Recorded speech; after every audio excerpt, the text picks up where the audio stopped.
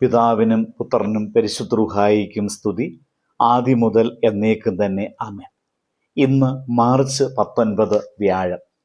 കൊലോസ്യ ലേഖനം 3-ാം അധ്യായം 17-ാമത്തെ വാക്യം. വാക്കിനാലോ ക്രിയയാലോ എന്ത് ചെയ്താലും സകലവും കർത്താവായ യേശുവിൻ്റെ നാമത്തിൽ ചെയ്തും അവൻ മുഖാന്തരം പിതാവായ ദൈവത്തിന് സ്തോത്രം പറഞ്ഞും കൊണ്ടിരിപ്പിൻ. നോമ്പുകാലം നമ്മെ ഓർമ്മിപ്പിക്കുന്നു, ഓരോ ദിവസവും ഓരോ കാര്യവും ക്രിസ്തുവിൻ്റെ നാമത്തിൽ ജീവിക്കുന്ന ജീവിതമാണ് എന്ന്. പലപ്പോഴും നാം കരുതുന്നു ദൈവത്തെ മഹത്വപ്പെടുത്തുവാൻ സാധിക്കുന്നത് ആരാധനകളിലൂടെ മാത്രമാണ് എന്നാണ്. എന്നാൽ ബൈബിൾ പഠിപ്പിക്കുന്നു, നമ്മുടെ ജീവിതത്തിലെ ചെറിയ കാര്യങ്ങൾ പോലും യേശുവിൻ്റെ നാമത്തിൽ ചെയ്യുമ്പോൾ അതിലൂടെയും ദൈവത്തെ മഹത്വപ്പെടുത്തുവാൻ സാധിക്കുന്നു എന്ന്.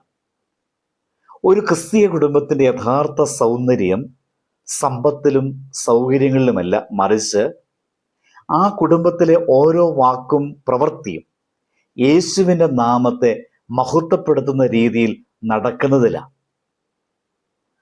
നമ്മുടെ ഭവനങ്ങളിൽ സംസാരിക്കുന്ന വാക്കുകൾ പോലും ക്രിസ്തുവിൻ്റെ നാമത്തെ ഓർത്തു പറഞ്ഞാൽ ആ വാക്കുകൾ കുടുംബത്തെ ഉയർത്തുന്ന അനുഗ്രഹ വാക്കുകളാകും.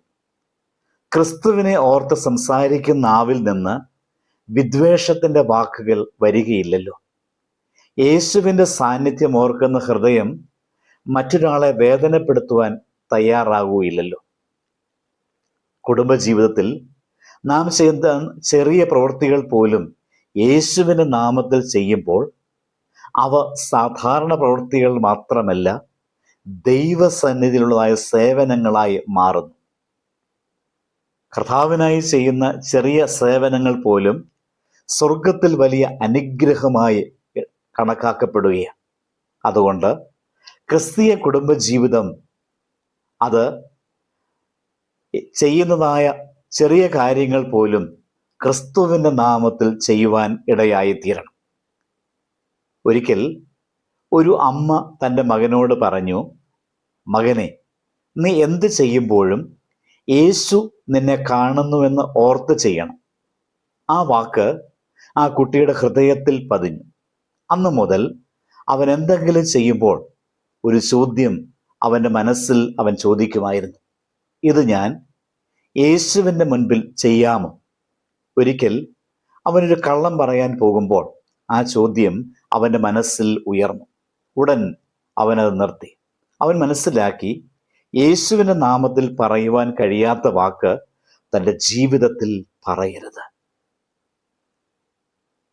ഈ ചിന്ത നമ്മുടെ ജീവിതത്തെ മാറ്റേണ്ടതുണ്ട്. നോമ്പുകാലം നമ്മെ ഓർമ്മിപ്പിക്കുന്നു, നമ്മുടെ ജീവിതം മുഴുവനും ക്രിസ്തുവിൻ്റെ നാമത്തിൽ ജീവിക്കണം. നമ്മുടെ ഭവനത്തിൽ പറയുന്ന വാക്കുകൾ യേശുവിൻ്റെ നാമത്തെ ആദരിക്കുന്നതായിരിക്കണം. നമ്മുടെ പ്രവൃത്തികൾ യേശുവിൻ്റെ സ്നേഹത്തെ പ്രതിഫലിപ്പിക്കുന്നവയായിരിക്കണം. നമ്മുടെ കുടുംബജീവിതം യേശുവിൻ്റെ സാക്ഷ്യം ലോകത്തിന് നൽകുന്നതായിരിക്കണം. ക്രിസ്തുവിൻ്റെ നാമം വസിക്കുന്ന ഭവനത്തിൽ സമാധാനമുണ്ടാകുമല്ലോ. ക്രിസ്തുവിനായി ജീവിക്കുന്ന ജീവിതം, അതാണ് യഥാർത്ഥ ക്രിസ്തീയ ജീവിതം. അതുകൊണ്ട് നമുക്ക് ഈ നോമ്പുകാലത്തിൽ ഒരു ആത്മീയ തീരുമാനമെടുക്കാം. ഇനി മുതൽ ഞാൻ ചെയ്യുന്ന ഓരോ കാര്യത്തിന് മുൻപും ഞാനൊരു ചെറിയ ചോദ്യം ചോദിക്കും, ഇത് യേശുവിൻ്റെ നാമത്തിൽ ചെയ്യാമോ? ആ ചോദ്യം എൻ്റെ ചിന്തകളെയും വാക്കുകളെയും ശുദ്ധീകരിക്കും. ക്രിസ്തുവിൻ്റെ നാമമുള്ള ഭവനത്തിൽ ദൈവത്തിൻ്റെ മഹത്വം തെളിയും. ക്രിസ്തുവിൻ്റെ സാന്നിധ്യമുള്ള കുടുംബം അനുഗ്രഹത്തിൻ്റെ കേന്ദ്രമായി മാറും. അതിനുവേണ്ടി നമുക്ക് പരിശ്രമിക്കാം, പ്രാർത്ഥിക്കാം. സ്നേഹമുള്ള സ്വർഗീയ പിതാവേ, ഞങ്ങളുടെ ജീവിതവും കുടുംബവും നിന്റെ കരങ്ങളിൽ സമർപ്പിക്കുന്നു. ഞങ്ങളുടെ വാക്കുകളും പ്രവൃത്തികളുമെല്ലാം കർത്താവായ യേശുവിൻ്റെ നാമത്തിൽ ആകുവാൻ സഹായിക്കണമേ. ഞങ്ങളുടെ ഭവനങ്ങളിൽ സമാധാനവും സ്നേഹവും നിറയ്ക്കണമേ. ഞങ്ങൾ ചെയ്യുന്ന ചെറിയ കാര്യങ്ങൾ പോലും നിന്റെ മഹത്വത്തിനായി തീരുവാൻ ഇടയാക്കണമേ. ആമേൻ. ദൈവം അനുഗ്രഹിക്കട്ടെ.